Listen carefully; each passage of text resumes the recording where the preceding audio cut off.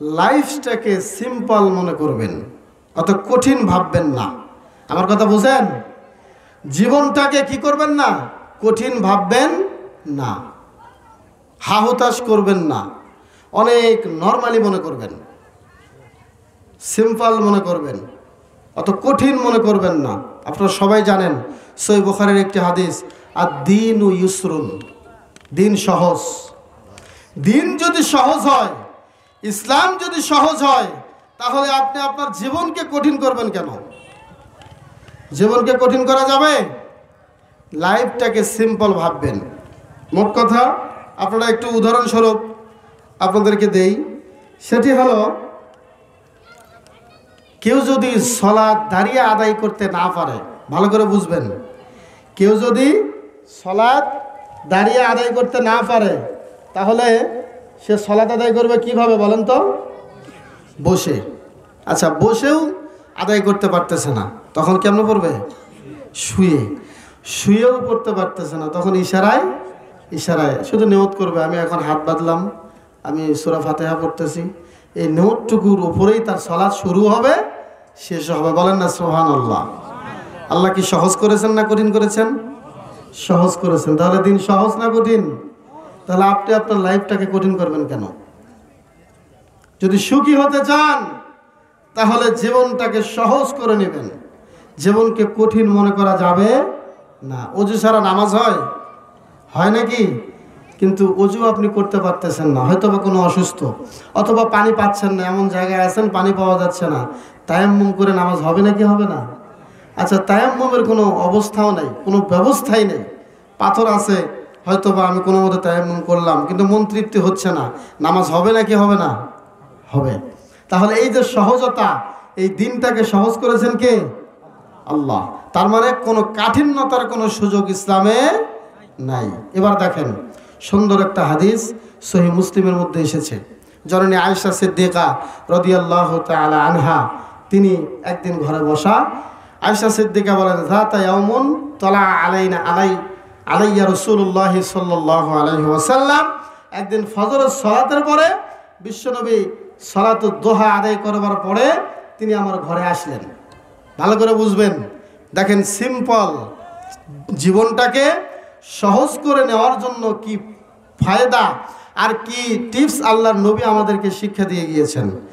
আয়েশাকে এসে বললেন, হে আয়েশা, হালে ইনদাকুম শাইউন, কিছু খাবার আছে তোমাদের কাছে? আমাকে খিদে পেয়েছে। কথা বুঝলেন আমার? বিশ্বনবী কি বললেন? কোনো খাবার আছে? ব্রেকফাস্ট করবেন উনি, নাস্তা করবেন, কোনো খাবার আছে?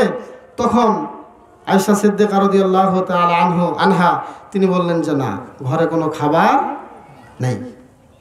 যখন এই কথা বললেন, তখন বিশ্বনবী কি বললেন? ফা আনা আসুম, অর্থাৎ ফা আনা সাইম, আমি এখনই রোজা রেখে দিলাম। বলেন না সুবহানাল্লাহ। আর আপনি হলে কি বলতেন? তুই জানিস না আমি নামাজ পড়ে এসে নাস্তা করে চা এখনো মানুষনি কেন? আসলে তোর মাও খারাপ, তো 14 গোষ্ঠী খারাপ। আস্তাগফিরুল্লাহ। এরকম বকাবাজি আমরা আমাদের পরিবারকে করি কি করি না? করেন না? সবাই আল্লাহর ওলি দেখা যায়, সবাই তো করি এরকম। সবাই না করলেও কম বেশি আমাদের এই স্বভাব আছে। দেখেন, কোনো পরিবারে যদি এইরকম একটা সহজ জীবন আমরা যদি আমরা পার করতে পারি, এই রকম লাইফ যদি আমরা লিড করতে চাই, অবশ্যই আমাদের জীবনটা সুখী হবে। কি বলেন, ঠিক কি না? এটাই হচ্ছে বিশ্বনবীর টিপস, যে সুখী হওয়ার কেমন একটা ফায়দা, কেমন একটা পথ তিনি আমাদেরকে শিক্ষা দিয়ে গিয়েছেন। তার মানে ওখান থেকেও আমাদেরকে শিক্ষা নিতে হবে। আমরা হলে এরকমই করতাম, রেগে ফায়ার হয়ে যেতাম। মনে রাখবেন, অনেক স্যাক্রিফাইস করে সংসার করতে হয়। কি বলেন, ঠিক কি না? অনেক কিছু ছাড় দিয়ে সমস্যা করতে হয়। দুইটা জিনিস মনে রাখবেন, একটা হচ্ছে মাইন্ড করা, আর একটা হচ্ছে মেনে নেওয়া। কয়টা জিনিস বললাম? একটি হচ্ছে মাইন্ড করা, আর একটা হলো মেনে নেওয়া। মেনে নিলেই সহজ, মাইন্ডে নিলেই কঠিন। কি বললাম? মেনে নিলেই সহজ, মাইন্ডে নিলেই কঠিন। তার মানে জীবনটা এখান থেকে আপনার কঠিনের দিকে শুরু হয়ে যাবে, আপনি সহজে সফলতার মুখ দেখতে পারবেন না।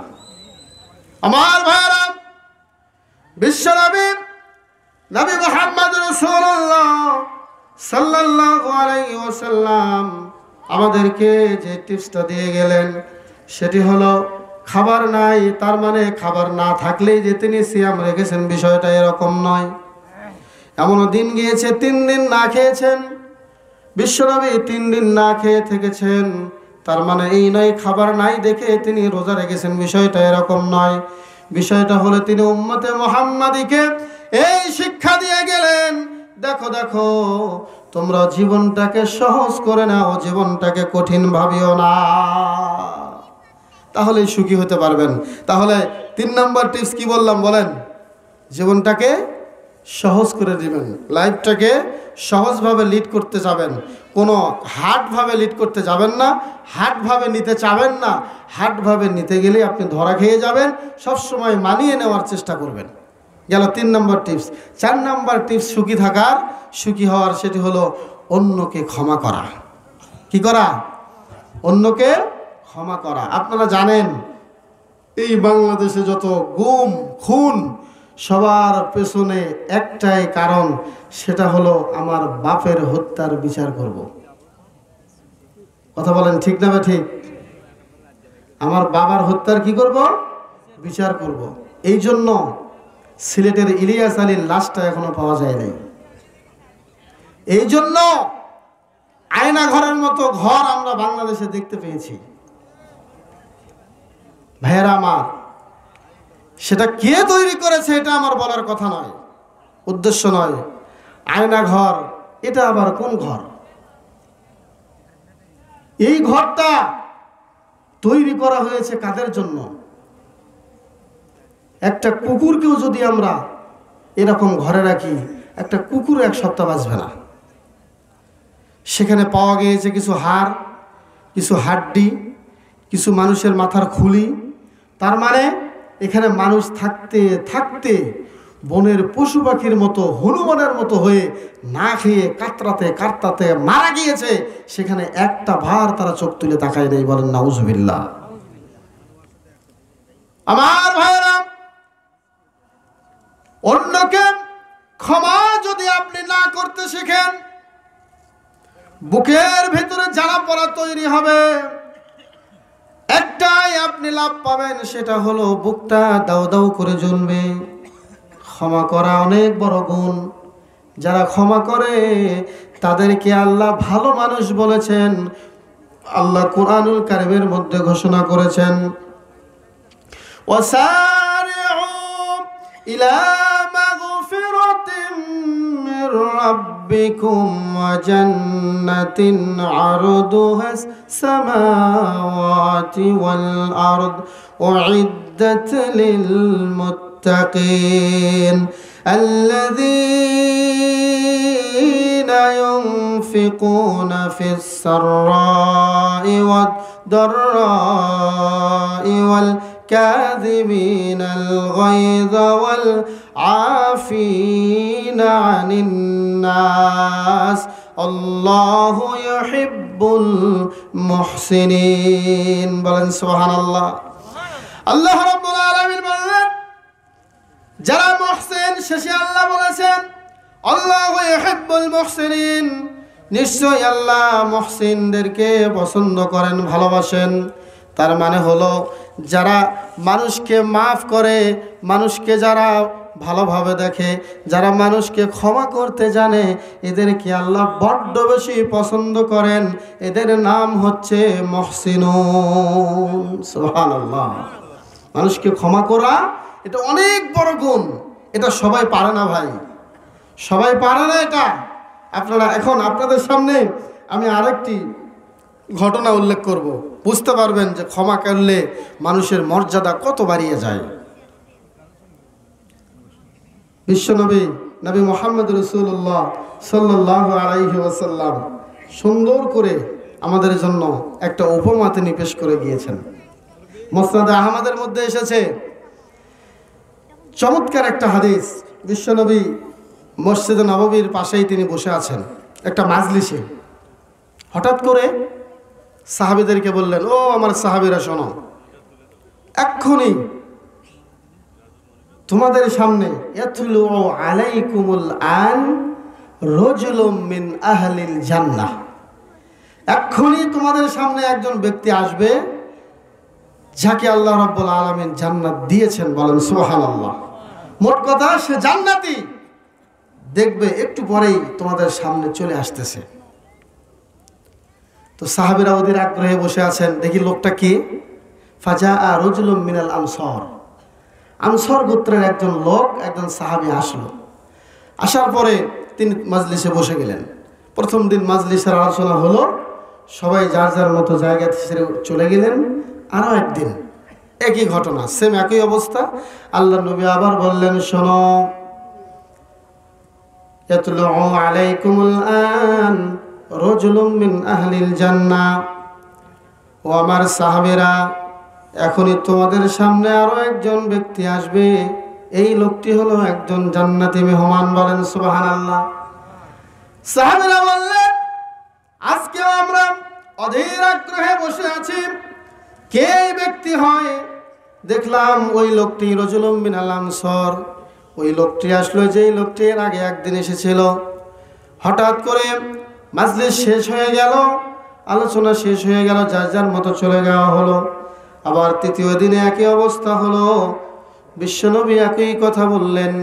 এবার সবাই যখন চলে গেল, আমর ইবনুল আসের ছেলে আব্দুল্লাহ মনে মনে ভাবলেন, এই লোকটিকে আমার খুঁজে বের করতে হবে, বাড়ি কোথায়, আর কি এমন আমল করে যে আমলের কারণে স্বয়ং আল্লাহ রসুল তাকে জান্নাতের সার্টিফিকেট দিলেন, বলেন সুবহানাল্লাহ।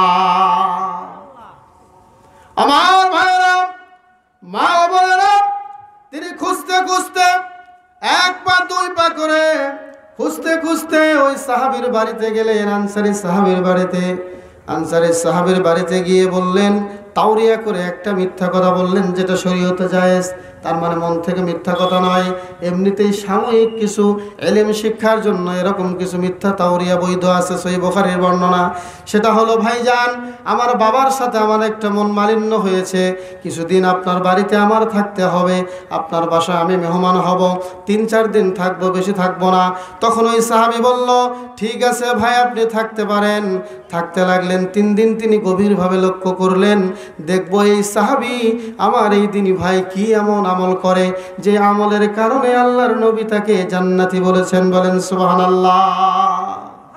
আমার ভাইরা, আজকে আমরা ওই রকম আমলের খোঁজাখুঁজি করি না, আমরা জানতে চাই কার কত দোষ বের করা যায়, কার কত অন্যায় খুঁজে বের করা যায়, কার কত দোষ টেনে আনা যায়, কত অন্যায় ধরে তার কানটা এনে তার অন্যায়ের মধ্যে তাকে চুবিয়ে রাখা যায়, এই রকম চিন্তা ভাবনা আমরা করি। কিন্তু আফসোসের বিষয় হলো, আল্লাহর নবী যাকে জান্নাতি সাহাবী বললেন, এই ব্যক্তির আমলটা আমাদের শোনার দরকার আছে নাকি নাই? আসসালামু আলাইকুম। আমার ভাইয়েরা, বলছিলাম, আব্দুল্লাহ বিন আমর বিন আস রাদিয়াল্লাহু আনহু তিনি এবার গেলেন, যখন বাড়িতে ছিলেন, বাড়িতে যাওয়ার পরে তিনি সাক্ষাৎ করলেন। 1 দিন 2 দিন 3 দিন এইভাবে থাকলেন। থাকার পরে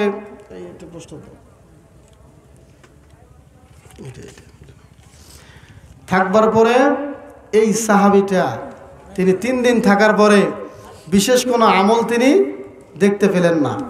আমার দিকে মনোযোগ দেন। বিশেষ কোনো আমল কি করলেন না, দেখতে পেলেন না।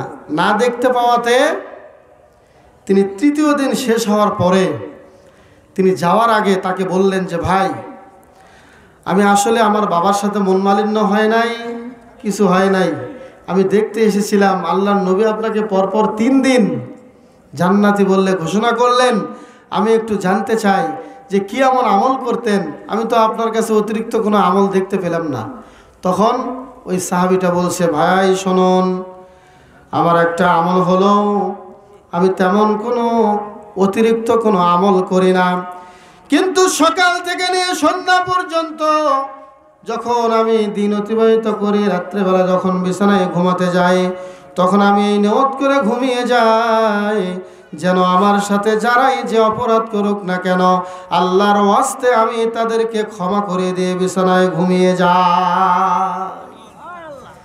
যখন সবাইকে ক্ষমা করে দিয়ে আমি বিছানায় ঘুমিয়ে যাই, এই অতিরিক্ত আমল ছাড়া আমার কোনো অতিরিক্ত কোনো আমল আমার নাই।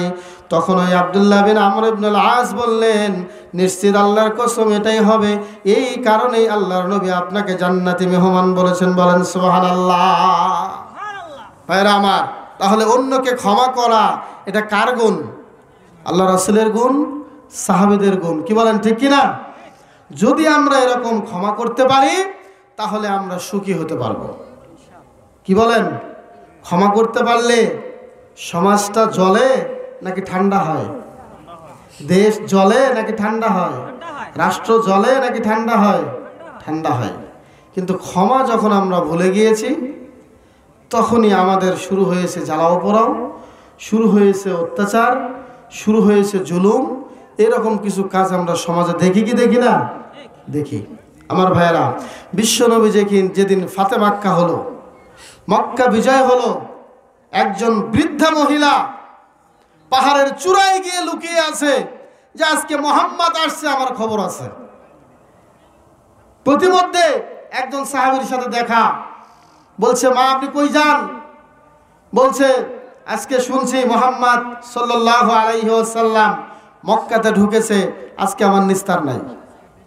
তখন ওই সাহাবী ওই মহিলাকে বললেন, আপনি কি জানেন না বিশ্বনবী একটা ঘোষণা দিয়েছেন, লা তাসরিবাল ইয়াউমা আলাইকুম, আজ থেকে নিয়ে আপনাদের উপরে আর কোনো প্রতিশোধ নাই, আজ থেকে নিয়ে যত প্রতিশোধ আমি মাটিতে ডুবে দিলাম। বলেন সুবহানাল্লাহ। কারো উপরে কোনো ক্ষোভ নাই, কারো উপরে কোনো প্রতিশোধ আমি নেওয়ার জন্য মক্কায় আসি নাই। আমি কোনো ব্যক্তির আক্রোশের জন্য মক্কায় আসি নাই। আমি সবাইকে ক্ষমা করে দিলাম। তবে কয়েকজন মুনাফিক এবং জালেমকে ধরে ধরে আল্লাহর নবী ক্রস ফায়ার দিয়েছেন, তাদেরকে হত্যা করেছেন। তারা ব্যতীত আর কোনো ব্যক্তিকে আল্লাহর নবী এভাবে তিনি কাউকে হত্যা করেন নাই, সবাইকে ক্ষমা করে দিয়েছেন। তার মানে আমি যেটা বোঝাতে চাচ্ছিলাম, 4 নাম্বার সুখী হওয়ার টিপস হলো অন্যকে ক্ষমা করতে শিখতে হবে। যদি ক্ষমা না করেন তাহলে সুখী হওয়া যাবে না। সুখী হওয়ার 4 নাম্বার টিপস গেল। 5 নাম্বার হলো অন্যকে হ্যাপি বানান, অন্যকে সুখী বানান, নিজে সুখী থাকবেন। বলেন না সুবহানাল্লাহ। অন্যকে যদি সুখী রাখতে চান, অন্যকে যদি সুখী করাতে চান, তাহলে নিজে সুখে থাকতে পারবেন। অন্য কাউকে যদি দিয়ে আপনি সুখী হন, তাহলে মনে রাখবেন আল্লাহ রাব্বুল আলামিন স্বয়ং উপর থেকে আপনার উপরে আল্লাহ ঢেলে দিবেন। বলেন না সুবহানাল্লাহ। আল্লাহ পাক কি বলছেন, ইয়া ইবনে আদম আনফিক উনফিক আলাইক, তুমি দাও, তুমি দান করো, আমি আল্লাহ তোমাকে দান করব। বলেন সুবহানাল্লাহ। আপনারা জানেন আমি এই অত্র এলাকাতেই প্রায় 6 বছর লেখাপড়া করেছি। আপনাদের মাদ্রাসা ফুলবাড়ি ইশাআতুল ইসলাম সালাফিয়া মাদ্রাসায় আমার ভাই আনসার ভাইয়ের বাড়িতে আমি 6 বছর লজিং থেকেছিলাম। উনি আমাকে নিজের ছোট ভাইয়ের মতো দেখেছেন, ভাবিও আমাকে অনেক স্নেহ করেছেন। আমি তাদের বাসায় খাই বিধায় অন্য অন্য জায়গায় দাওয়াত পড়লেও, কেউ দাওয়াত দিলেও, সেখানে ভাবি গেলেও দৌড়ে ছুটে আসতো যে আমার ছোট ভাইটা খাবার খেতে আসবে, কখন জানি আসে, আবার আমার যদি ঘরে খাবার না পাই সে আবার মাদ্রাসায় চলে যাবে। সুবহানাল্লাহ। আমি নিজে দেখেছি, অনেক আদর করত, স্নেহ করত আমার ভাইয়েরা। আর এই যে একটা মনোমানসিকতা, যার কারণে আমার আনসার ভাই কি আজকে কি আরও গরিব হয়ে গিয়েছে, নাকি আল্লাহ দিয়েছেন? তাকে দিয়েছেন, আলহামদুলিল্লাহ। আপনারা দেখেছেন আল্লাহ তাকে দিয়েছেন, বাড়ি ঘর অনেক সুন্দর করেছেন। আমি গিয়েছিলাম আজকে। তো আমি এটাই বোঝাতে চাচ্ছি, যারা আল্লাহর রাস্তায় খরচ করে, দিনের পথে থাকবে, তারা সুখী হবে, তাদের উপরে আল্লাহ বরকত ঢেলে দিবেন। এটা স্বয়ং আল্লাহর একটা নিয়ম, আল্লাহ এটা বড্ড বেশি পছন্দ করেন। বলেন সুবহানাল্লাহ। সম্মানিত উপস্থিতি, মা ও বোনেরা আছেন, ভালো করে শুনবেন। বিশ্বনবী বলেছেন, শোনো, মান নাফাসা আন মুমিনিন কুরবাতাম মিন কুরাবিদ দুনিয়া। ও আমার সাহাবীরা, যদি কেউ কোনো মুসলমান অথবা মুমিনের পক্ষ থেকে কোনো কষ্ট দুঃখকে দূর করে দেয়, নাফাসাল্লাহু কুরবাতাম মিন কুরাবি ইয়াউমিল কিয়ামা, অর্থাৎ ওই মুমিন ব্যক্তির কষ্ট দূর করার কারণে স্বয়ং আল্লাহ তাকে কিয়ামত থেকে, কিয়ামতের বিপদ আপদ থেকে তাকে দূরে রাখবেন। বলেন সুবহানাল্লাহ। ওয়া মান ইয়াসসারা আলা মুসরিন, যে ব্যক্তি কোনো বিপদে পড়েছে এটা শুনবার পরে তার বিপদ থেকে তাকে উদ্ধার করার জন্য সেখানে ঝাঁপিয়ে পড়েছে, এই অবস্থা যদি হয়ে থাকে বিপদ থেকে উদ্ধার করার জন্য দৌড় দিয়েছে, বিশ্বনবী বললেন ইয়াসসারাল্লাহু ফিদ দুনিয়া ওয়াল আখিরা, স্বয়ং আল্লাহ রাব্বুল আলামিন এই ব্যক্তির দুনিয়া এবং আখিরাতের সব বিষয় সহজ করে দিবে। এরপরে বিশ্বনবী আরো বললেন আমান সাতারা মুসলিমান, যে ব্যক্তি কোনো মুসলমানের পাপকে গোপন রাখবে, ফাঁস করতে দেবে না, সমাজে ফাঁস হতে দেবে না, গোপন রেখে তাকে সংশোধন করার চেষ্টা করবে, বিশ্বনবী বললেন সাতারাহুল্লাহু ফিদ দুনিয়া ওয়াল আখিরা, আল্লাহ রাব্বুল আলামিন দুনিয়া এবং আখিরাতেও তার গুনাহসমূহ আল্লাহ গোপন রেখে দিবেন। বলেন সুবহানাল্লাহ। তাহলে মানুষের কষ্ট দূর করা, মানুষের বিপদের সময় এগিয়ে যাওয়া, মানুষের দোষ গোপন রাখা, এগুলো বিশ্বনবীর সুন্নাত, এগুলো ক্ষমার মধ্যে শামিল। যখন এগুলো করবেন তখন আপনি সুখী হতে পারবেন। বলেন সুবহানাল্লাহ।